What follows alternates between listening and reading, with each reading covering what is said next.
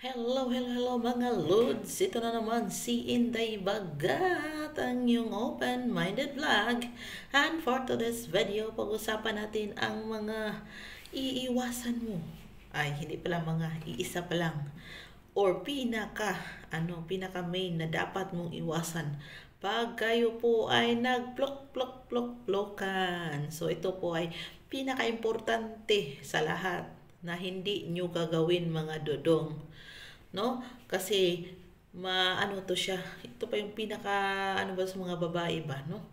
Kung bakit hindi pwede makinig ng mabuti dahil minsanan lang magano si Inday Bagat. So, disclaimer, ang aking sasabihin ay based lamang po sa aking experience at based po sa aking pagkamarites, no? At hindi pa ako isang doktor o ano pa dyan, kay maraming nagsasabi, ay hindi ka man doktor. So, ang daming paliwanag, Dodong. Gumawa ka na sarili mong content, Dodong. So, proceed na nga tayo sa topic natin, kung ano yung dapat nating iwasan pag tayo ay nag-plok-plok-plok-plokan. So, number 1 po, Dodong. Ito po ay tinatawag nating iwasan po nating matagal labasan, mga Dodong. No? Kasi meron pong lalaki na matagal talaga siyang labasan. So, iwasan po natin yan, Dodong, na matagal talaga tayo. Kasi kami po mga babae, once po kasi na kami po ay naanuhan na, no? Yung naggataan na, no? Yung nag-ano na siya, ay ano na siya, mabilis na siya mag-dry. At nakakaano na yan sa amin, no? Nangingilo na kami or nasasaktan na kami, no?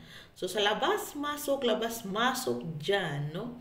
At nafe-feel na namin yung dryness, no? Once po na na-feel ang dryness, doon po talaga mag-umpisa yung mga sugat-sugat, Dodong, no? Kasi nga matagal nga kayo, no? So mahirap po talaga sa mga babae pag ang lalaki ay matagal, no? So kailangan po talaga, hindi po talaga katagalan. Mas maganda po talaga na sabay, no? Kailangan sabay kasi maganda po talaga yung sabay, no? Kasi feel mo yung moment kaysa naman paunahin mo siya si babae tapos ang nangyari, no? At ikaw ang tagal mo pa. Nawala na kami ng gana, nag-dry na kami, wala na kaming ano, so paano pa? So, ang ma-feel na namin, imbis na kasiyahan, ang ma-feel namin ay nasasaktan na kami. Humahapdi na, no? So, kailangan talagang iwasan nyo ito, mga dodong, no? Iwasan nyo matagal kayong, yon.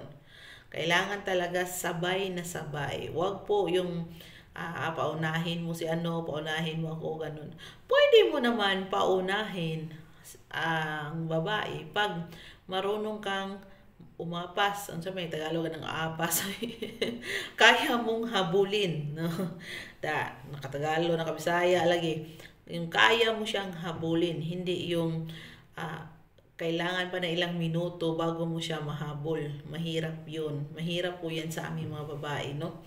Imbis na pleasure, imbis na ganun, ay iba na ang aming mafe-feel, kundi mahapdi at masakit, no? Lalo na pag labas-masok. Tapos, pag ano na doon is napupunit na, nagda-dry na kasi. Kaya yung ubaluan na lang.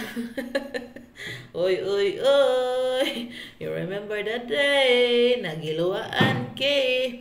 So, yun na nga, no? So, mahirap. So, kailangan po talaga, no, sabayan. Kung di naman sabayan, habulin mo sa tamang oras. So, sana may nakukuha kayong kunting kaalaman sa video na to. At disclaimer po talaga. At kung ikaw po ay walang jowa, walang karelasyon, hindi ka relate sa video na to, wag na po kayong manood dahil sasakit lang ngayon yung bogan. No? So, kung bago ka pa lang sa aking channel, huwag kalimutang mag-like, subscribe sa aking channel, mga dodong, mga inday. So, bye-bye for now. See you sa next na video ko. Ito si Inday Bagat, ang yung open-minded vlog. So, may FB ako, no? So, kung gusto nyo mag-message, may itanong, may i-share sa buhay ninyo. So, Inday Bagat. Dalawa yung account ko. Walang iba. Inday Bagat. So, bye-bye for now.